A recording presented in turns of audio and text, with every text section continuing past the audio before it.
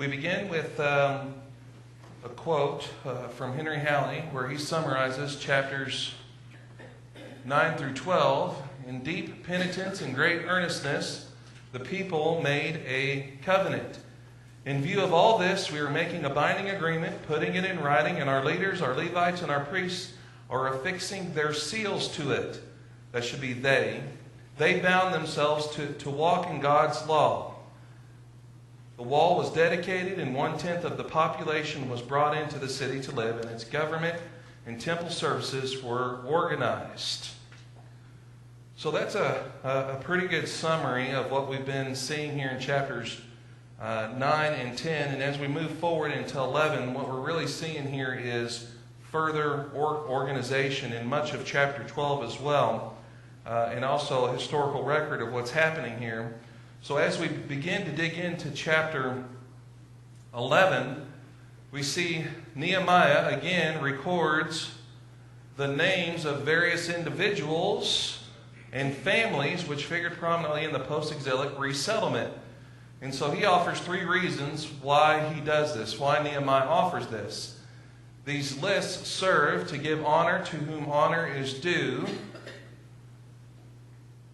So we've talked about this on these other lists that we've had in this book already, about that in a way it's honoring them like a Faith Hall of Fame roll call of sorts, those that were involved in the wall building and other things as well, and what they contributed to the whole time frame and project. So here again we have another accounting of what's happening specifically as they organize the settlement. So now he also says it's to trace the roots of the community of the past, which is an extremely important thing, is knowing your historical roots and where you came from, and so that you do not repeat the errors of the past, and also do the things that were done well. To stress that the community was organized to carry out its calling to be a kingdom of priests and a holy nation.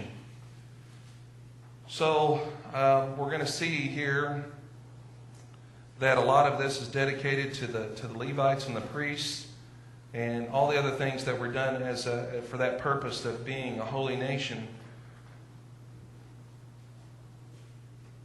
We're going to see what happens later on when they forget some of these things.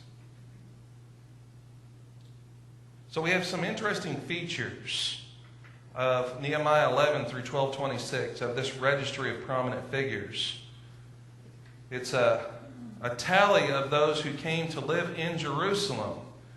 So a lot of this is just factual, and like I said, this was one of those sections of Scripture where you're digging for some spiritual gems and nuggets, and maybe my shovel wasn't working good, but a lot of this is just basic factual things, but it's good to know. So there was 468 from Judah, 928 from Benjamin. Now, is this an exhaustive list of everybody that came to settle? Because we have Levites here as well, 822 and 172 gatekeepers. What would indicate to us that this is not an exhaustive list? Yeah, right? We're missing how many?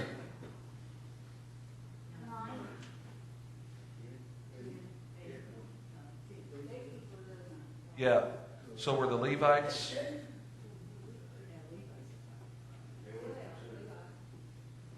So it's interesting. So we either have 9 or 10 there. So we have a tally of those who came to live, and then we have 172 gatekeepers that could have been from a number of things, but it does list them. So we also find this to be interesting, because what this does, this next fact that stresses, yes? This is coming out of Babylon, correct? Right. So interesting. So there's only really 2 tribes there, Benjamin and Judah. Right. I mean, Were there any remnants of any of the others? Probably, yes. Okay. So, but that is one of they were the ones that were taken into captivity in Babylon. So the vast majority of what's left is going to be from those 2 tribes. So I'm glad you brought that up. Thank you. Thank you for reminding us of that. So this is another interesting fact, because what this does is it stresses the connection to what world power, who's still in power at this time? The Persia, right? Persians. So the temple singers had a special status in the city, for they functioned under a direct commandment from King Artaxerxes. So that's interesting that these singers that conducted themselves in and around the temple and so forth and so on were a direct commandment from Persia. Now, I'd be interested to hear your thoughts, but why do you think that, what are some thoughts, what are some reasons possible why Persia would directly command and even subsidize these singers? This is something I wondered about. You guys have any thoughts? Why would they go so far as to make it a commandment? Well, he sent them guards and watchmen. And, Sure. But why singers? I mean, that all makes sense, right? That they had supplies to rebuild and protection. Why singers? I mean, I don't have a specific answer. I have a small hunch, but there's no way that I could prove it. But I was just curious if you guys. It's just been singers that he had back in when he was at. I mean. You mean singers from Persia that he liked and was sharing them? Either that, or it was some of the Jewish people that. Right. You know. So that's a strong possibility. Some of his word, like the Psalms, was designed to be sung, so I wonder if there's something good about that. It's an interesting thought. Beth, did I see your hand? Yeah, we studied Asaph when we did Psalms. He was one of three that was like conducting the services Mm-hmm. in the temple. Mm-hmm. Find it, Yeah, a number of the Psalms are accredited to him. So maybe they thought it was imperative to have the singers for the worship, proper worship services in the temple. So, okay. So that's a possibility that they thought that. Could he have liked the Hebrew? Well, we know for some reason that he favored them because of what he allowed them to do and all the different things that they provided for them, going back to Ezra. And that, we've got different people that are interacting here on the Persian side, but a couple ideas that come to mind. One is that they thought it might curry favor with their God. Thinking from the Persian perspective, this is something that I'm going to provide for them, among other things, that maybe God will look favorably on me. Is that a possibility? I don't know. And the other thing that popped into my head that as a possibility, and it just popped out. I saw a hand, so someone else talking, hopefully it'll jump back in.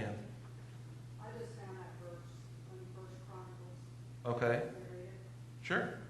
Then David spoke to the chiefs of the Levites to appoint their relatives as singers, with instruments of music, harps, lutes, loud sounding cymbals, great sound stories. So the Levites appointed Heman, the son of Joel, from his relatives Asaph, the son of somebody else. Right. And from the sons of Mariah, the relatives. So this was Right. So that's what was done when things were up and going good. But what I'm trying to get at least in my mind, is why would it be such a big deal for the Persian king to decree that these singers are going to be taken care of, and what possibly motivated him to go to such lengths?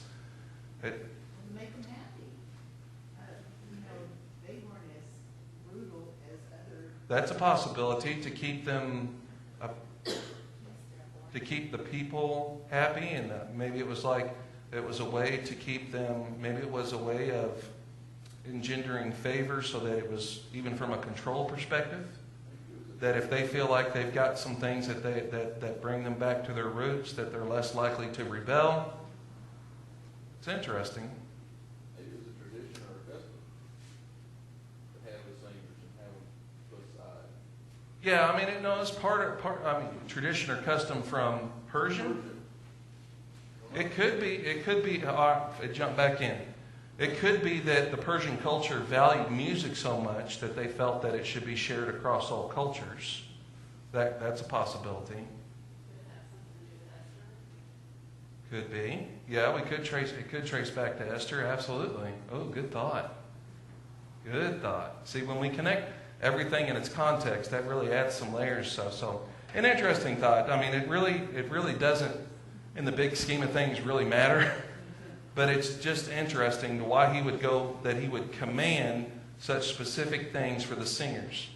So then we also have, as we're investigating these interesting features of the registry and prominent figures, there's a Benjamite named Judah who was second in command of the city. And as we continue to look at some other things that pop up, we're not going to read through all these because it's you can do that if you want to.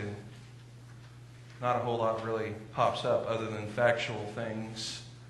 One of those things that does pop up is in verse 6, you see the phrase able men. In verse 14, valiant warriors. Valiant warriors. Now, in Smith, as he was saying that the Hebrew expressions are ambiguous, they can refer to men of wealth, either of these phrases in the Hebrew, or men of military skill. Now, this is another question that I was wondering.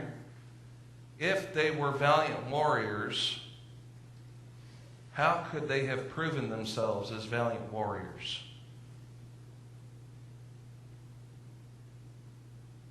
Protecting the wall. But did they actually fight? Did they fight anybody? No, but they were brave. Yeah, there was a lot of them that were brave, but this idea of valiant warriors, does that phrasing there not lend itself towards that these guys have gone out? All right, let me ask you this question. If you were talking about a private in the military and has not seen any combat or anything, would you call him a valiant warrior? Could this mean they fought alongside the person? Maybe. I wonder. How could they have been tested and proved to be valiant warriors? Interesting question.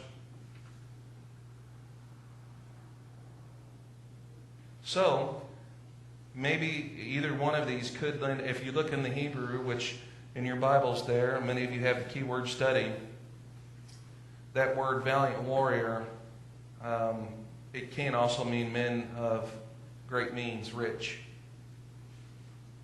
So, and same thing with able men.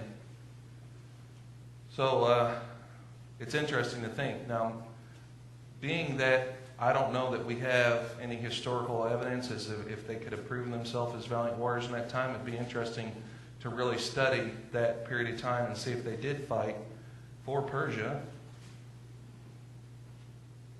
Have to look into that. Interesting thought. So we also have verses 22 and 23 that says the Persian king had most likely organized and subsidized the choirs, which we talked about before, which performed in the temple. It says that, and this is going back to that same thing, there's a firm regulation for the song leaders day by day. So this was something that Persia cared deeply about, that it was firmly regulated about these singers and choirs. So the same thoughts that we had there that we just discussed were tied to the others. So then in verses 25 through 36, now, this, as I was looking into this, we have residents of the surrounding villages and towns. So starting in verse, all right. You guys in your papers should have this here. Map, divided kingdom.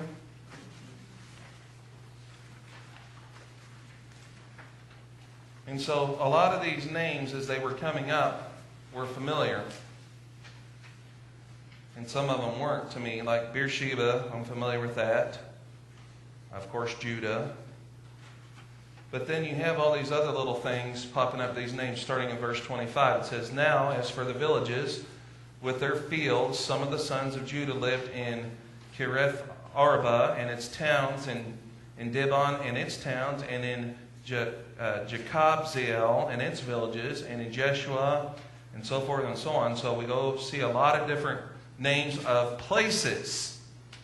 And so that got me to thinking, because this is one thing that I had to kind of work through in my mind. We discussed earlier that when they were rebuilding the wall and everything, that they lost a little bit of heart because they were stretched thin. Remember when it said they were stretched thin? You guys remember that? Because why were they stretched thin? Everybody was building. Yeah, so they had some that were specifically, at some point in time, everybody was having, there were different ones that were taking up guard duty. So it said they were stretched thin, and then it was, Smith in his commentary was talking about how there just wasn't enough population. You guys remember that? And so now, when we're seeing this, if you go back to verse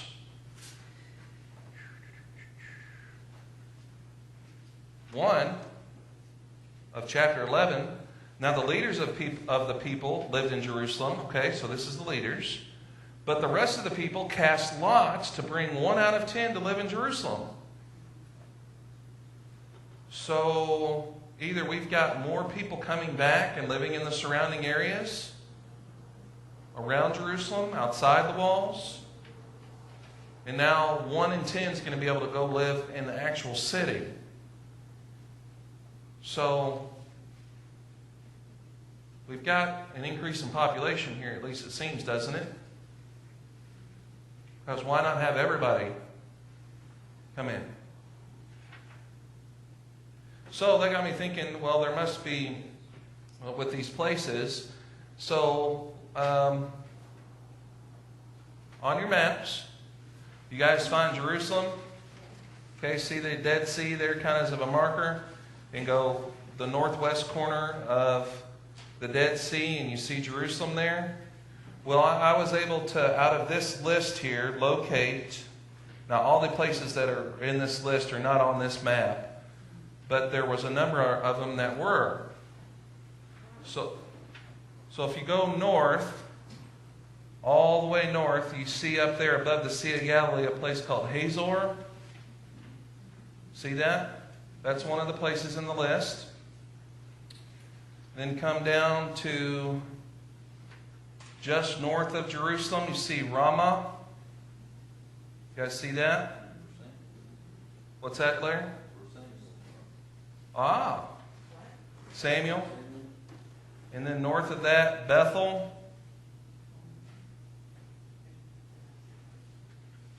And then to the west of Bethel, if you go over, you see the word Zorah. That's in the list. And then come south, you see Mizpah and Gath, and then there's Azekah. That's in the list of towns and villages that are listed here. And then Adulam. See Bethlehem, see Jerusalem, and then south to Bethlehem, and then south to Adulam. And then Lachish, and then that's to the due west of the Dead Sea, and then southwest is Beersheba, and then east of the Dead Sea is Dibon. All these places that are in this list are on this map. So, interesting here that all these... Now, look how spread out this is. Now, I can't make out the... Can any of you make out the key down there, is that miles? On the map? What's that, Kyle? On top it's miles. It's like 20 miles is the longest on that. 20 miles? Yeah. About For an inch. the bottom right? 3/4 of an inch looks about 20 miles. So, now there's two things that could come into play here. One is, when it labels these places, this could be the exact location of them, and they're traveling back and forth from there, right?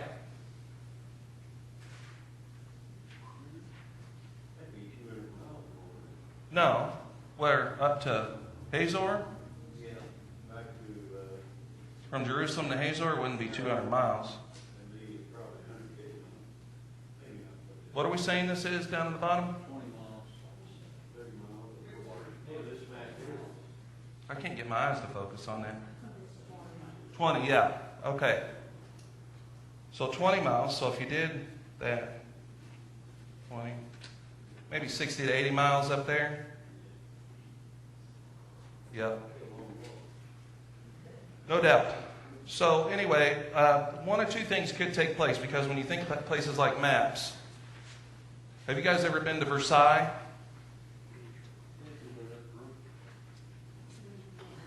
There you go. Man, I cannot get my eyes to focus.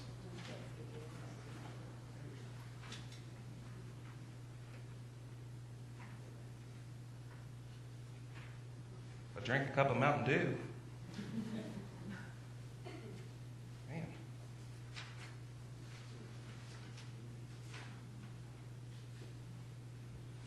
Okay. There we go. So, what we could have here is, yes, on this map of the divided kingdom, is two things. We could have the actual places, or we could have what? Because this is from the time that it was originally divided, which was long before the resettlement. So what could we have here? Is renaming towns and villages according to what they were. They may not be in the exact same location, so that's something that we would need to be, because that happens, doesn't it? So they could set up this village, but most likely I think it's according to this right here. So we've got this map of the divided kingdom, so we've got all these things here, and that takes us through verse 36. Now we go into chapter 12.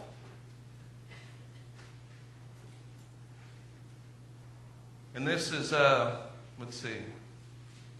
Here, Nehemiah recounts the history of those who returned with Zerubbabel in 538. So he's going back in this. This was interesting because everything else was kind of current. But then he goes back and goes to a history.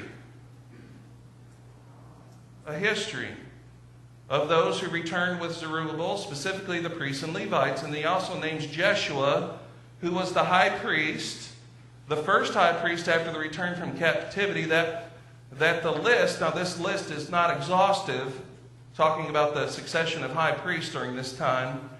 So it's probably selective, as indicated by the fact that only one high priest, Joachim, is named between Jeshua and Eliashib, the high priest of Nehemiah's day a century later. Now, keep in mind with Eliashib, we go way back, he had a relationship with someone. You guys remember who he had a relationship with? Through marriage? That ends up being a real problem. You guys remember our bad guys? Was it Ono or Tobiah? No. I remember from the early chapters, who were the troublemakers? All those Sanballat and Tobiah. Tobiah. I think you may have said it there. Tobiah and Sanballat were the two main guys. Well, Eliashib had through marriage has a relationship with Tobiah and ends up doing something that causes some major problems. Put him up in the temple, did he? Yeah, we're going to see that next week. Yeah. Yeah, that's just old junk room. We'll put you in there. Yeah, we'll talk about that next week. That caused some real problems. So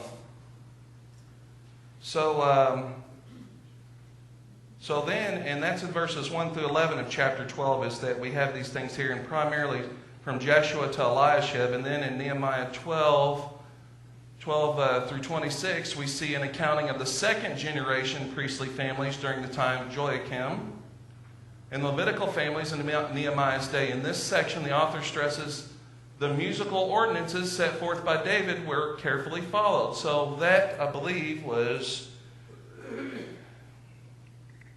verse 24 of chapter 12. It says, "And the heads of the Levites were," here we go with the names,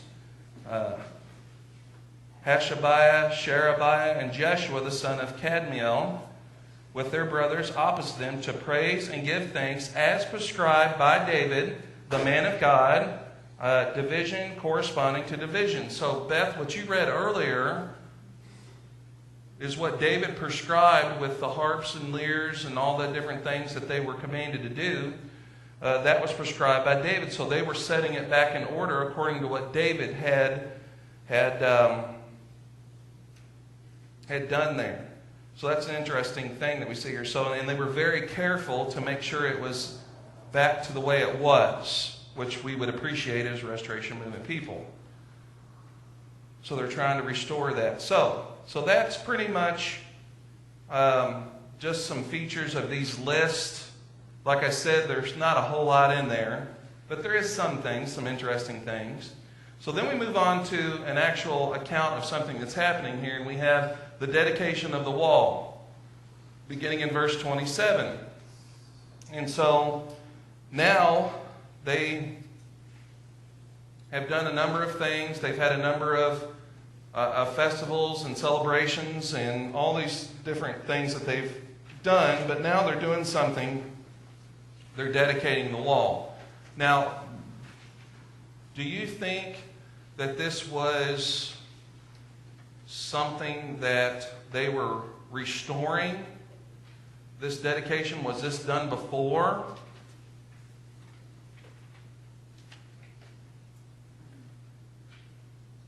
You asked him, was the dedication done? Yeah, I mean, why would they do a dedication of the wall? Was it something that they were restoring, like they were restoring the temple worship and these other things, the Feast of Booths?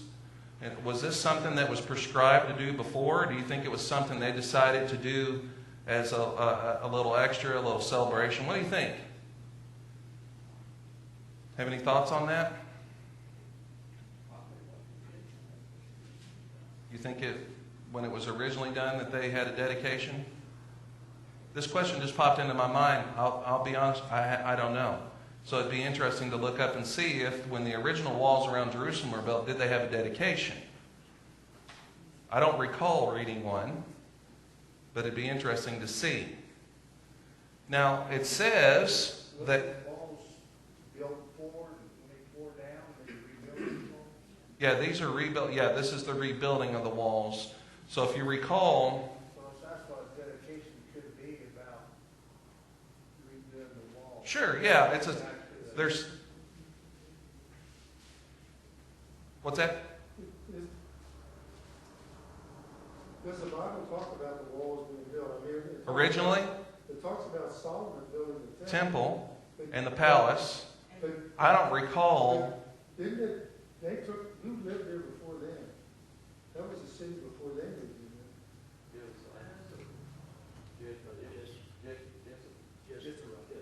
Jezebites lived there before, So I wonder and if they, David conquered them to take Jerusalem back. would they have had the walls then?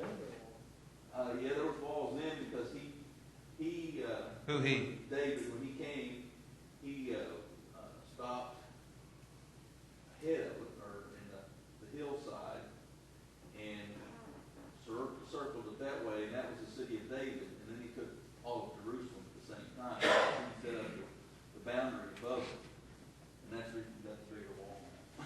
Ah. Do you recall if there was a dedication of any wall building?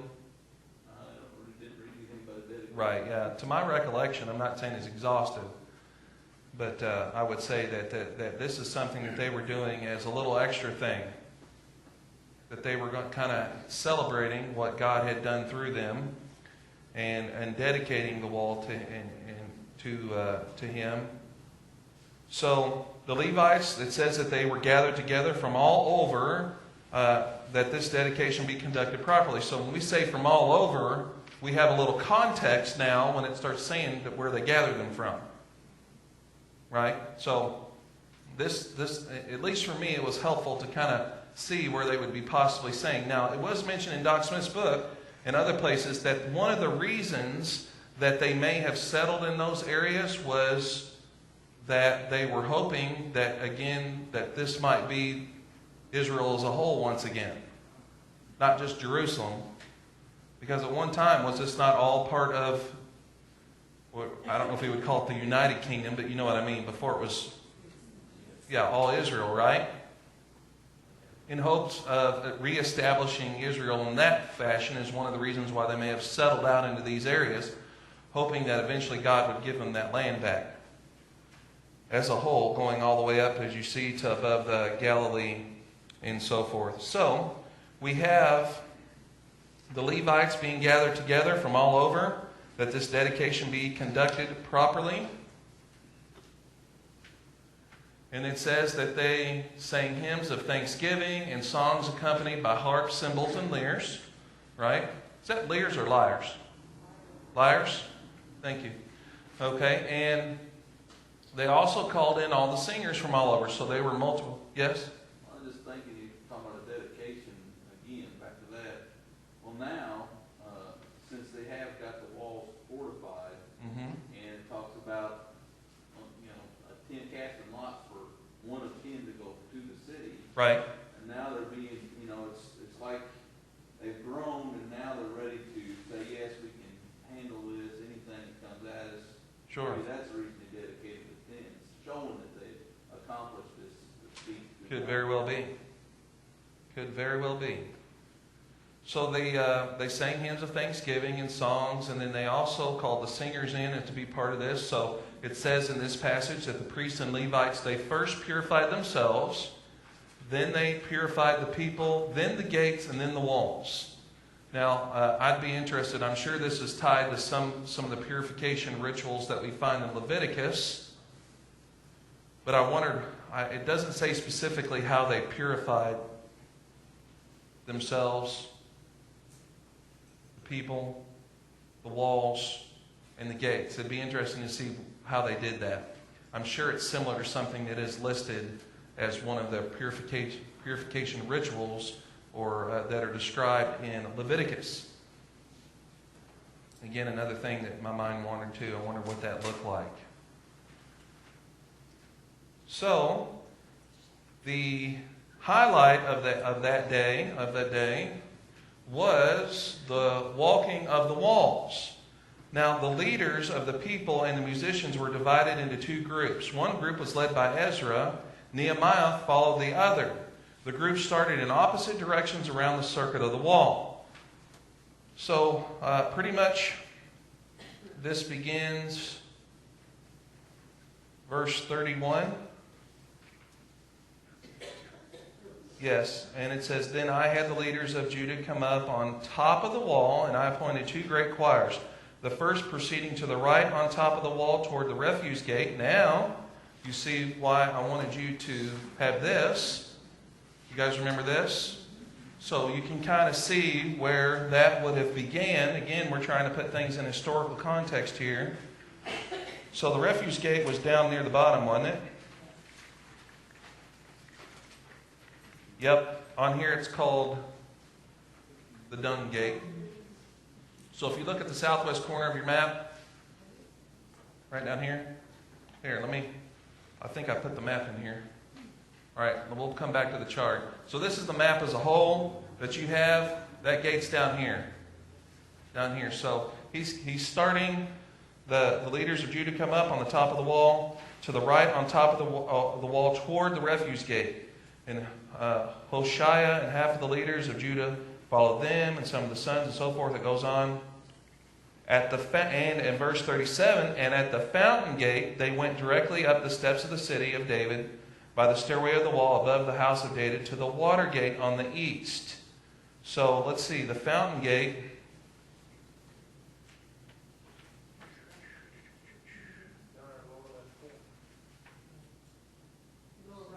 Yes.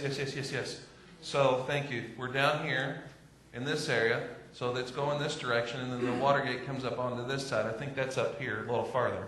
Yep. According to this map, it's right up here. So let me, a little bit better view of the part up here. So they're heading up this direction now. Where are they headed? They're heading up to the temple, right? So eventually, what we're going to find here. So if you look here and you go through this succession, you're going to find the refuse gate, the water gate, the fountain gate. Verse 38, the second choir proceeded to the left, while I followed them with half the people on the wall, above the tower of furnaces to the broad wall. So that is heading up the left side, right? So the others headed this direction, right? Right? And then it comes up to the gate of Ephraim by the old gate, the fish gate, the tower of Hananel, and the tower of the 100. So that's up here. So they're coming up this side right through here. Right? And they're going to meet up here at the temple. So as they're doing this, hymns of thanksgiving, the harps, the cymbals, the lyres, there's just a lot of rejoicing and singing and praising going on.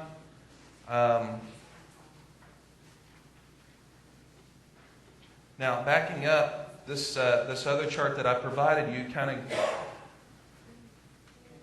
right here, this is out of Doc Smith's book that I replicated. Now, I know that's small. The best I can do. So, I know that you've got some blanks here. So, on the left group, you've got the choir, Nehemiah, one half of the officials, 7 priests with trumpets, and 8 singers led by Jezrabiah. Okay? Now, what he's showing here is the symmetry between these two. So this side is led by Nehemiah. You have this other part of the other choir. So think of it, this is a procession heading this direction. Right? Does this make sense? Okay, and then you have Hashaniah, was specifically named here. And then half of the princes. 7 priests with trumpets named. And 8 instruments led by Zechariah. So does everybody have that for are you able to make out for what your blanks on your papers? Okay. So think of this as a procession heading up the left side, heading up the right side. And they're all going to meet at the temple and have a good time. Verse 40, then the 2 choirs took their stand in the house of God. You know what? I bet you that was pretty impressive. And have any of you ever had the opportunity to be in somewhere that was just acoustically amazing? That was all like stone? Anybody ever had that opportunity? If you've ever heard anybody sing like under a rotunda or in a building that is mostly like marble or stone, acoustics are amazing. Told you last week about how or 2 weeks ago, about how I sang an a cappella choir. Well, every Christmas, we sang in a place down in New Albany called St. Mark's. And it was a long, narrow, like cathedral style with high buildings, all stone. And we would raise, it was something else. Even when you were really quiet, like singing, just barely as a group, the acoustics in there would just carry your voice through the whole thing. It was so you can just get this picture of these 2 choirs coming together in this place and that same kind of thing. I mean, it would probably make the hair stand up on the back of your neck. Did I see your hand? Yeah. Were they really on the wall? Yes. So all this was going on top of these Yes. Now, what does that make you appreciate? If it's big enough for this to be trucking up on both sides, what does that make you appreciate? There you go. So I'm glad you brought that up. Excellent, excellent point. This indicates that these are not picket fences.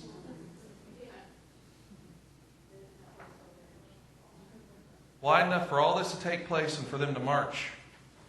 Pretty cool. Now, if you recall, back in your very first week, you had a picture of what the gates look like. And those were pretty wide on top. In fact, the gates, as you came across them, were at the widest point. But you could see how wide the walls coming up to it. So this gives us an indication as to the scope of this project, that it was big enough for this to take place on top of it. Very interesting. So, the two choirs took their stand in the house of God. I like that verse. They sang praises to the Lord and offered sacrifices, so that the joy of Jerusalem was heard from afar. Now, that's not the burning bush, afar, Larry. That means from a long way away. Heard from afar. Now, as you may or may not notice, that this is the conclusion of the actual notes. However, I gave you something else that I thought we might have a little time to look at, and we sure do. Yep. You should have a page in your notes that looks like this. Everybody see that? Now this was some archaeological things that were found. So you've got your artifact or structure there in the left-hand column, and then you have the date, the description, and the value. So let's look at a couple of these. So let's look first at this Babylonian Chronicle. It's 597 BC. So that is number 46. So you guys see that one there on the left? Pretty cool thing there. Now, one of a series of tablets that record Babylonian court history. In connection with Nebuchadnezzar, we find the following. He besieged the city of Judah. He seized the city and captured the king. He anointed there a king of his own choice. Pretty cool, right? Hey, Brian, remember last week you were talking about the countries that had made the first covenant that we found? Yes.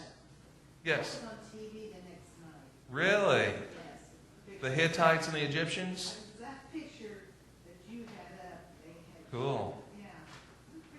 Yeah, so anytime we see things like this, that we know that it confirms the Bible to be true, real historical places and peoples, and this is the kind of thing that should just really continue to strengthen and add to your faith. That's the value of archaeology to me.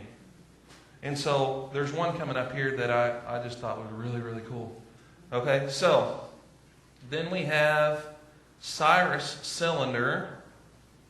Well, back up to area G, 47. These homes in the administrative section of Jerusalem provide evidence of the fierce fighting and fires that destroyed Jerusalem following the Babylonian siege. So this evidence they found here in 47 that's labeled area G shows the damage that was done, and it was brutal. Now, 48, the Cyrus cylinder here in the middle, which that's just really neat looking. It would be neat to see. This cylinder inscription alludes to the public policy of Cyrus the Persian, who returned exiled peoples to their homelands along with stolen sacred objects and fostered the well-being of sacred centers throughout his empire. Now, skip down to 50. You guys are familiar with the Dead Sea Scrolls. So this is going according to time. So the Dead Sea Scrolls, really, we're not going to talk about that. It really doesn't apply specifically to what we're doing. But the reason that I really wanted you to see this was 50. The silver bowl of Artaxerxes I.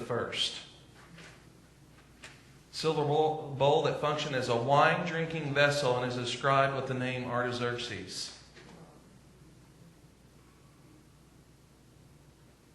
Go back to chapter 1.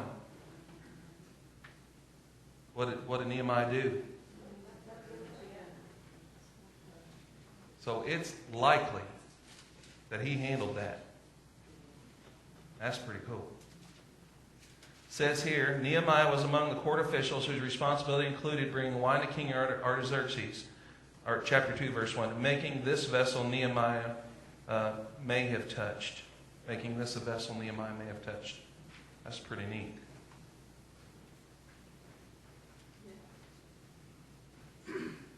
I'd like to see that. Picture's good enough, but I sure would like to see that. Wouldn't that be neat? So, like I said, we've pretty much got a bow here on 11 and most of 12. We've left the last 3 verses of 12 and then the first 3 verses of 13 as kind of their own little section, and then moving on from there. So we're either going to have one more lesson, depending on how this pans out for this last chapter, plus 3 verses, or 2 more. So it just depends on, like I said, how much content is there as we develop these 2 lessons. So we are coming to the end of the book of Nehemiah. We've really dug through here and found some wonderful things. So I hope that you've been enjoying it. So any questions or comments as we wrap up? Like I said, tonight was a little technical as far as just names and dates and so forth, but hopefully we were able to put some things in their historical context with some of these other tools, and it really adds some layers of understanding and meaning. Good stuff. I remember somewhere in there in the Bible where it's talking about when they had so many, it was wide enough for so many chariots to race around. Yeah, I don't know if that's referencing the Jerusalem wall. There are other walls that are mentioned. If that may have been, we'll have to. That is true that there were walls that they could ride side by side, which that would be quite a structure. Whether that was the Jerusalem wall or not sure. I'd have to do some research on that. But that is, I do recall that because there, obviously if you wanted to say the most famous wall that's mentioned is the Wall of Jericho, and that may have been where that. So, but we know that this was still a substantial structure. That's what they did there in Jerusalem.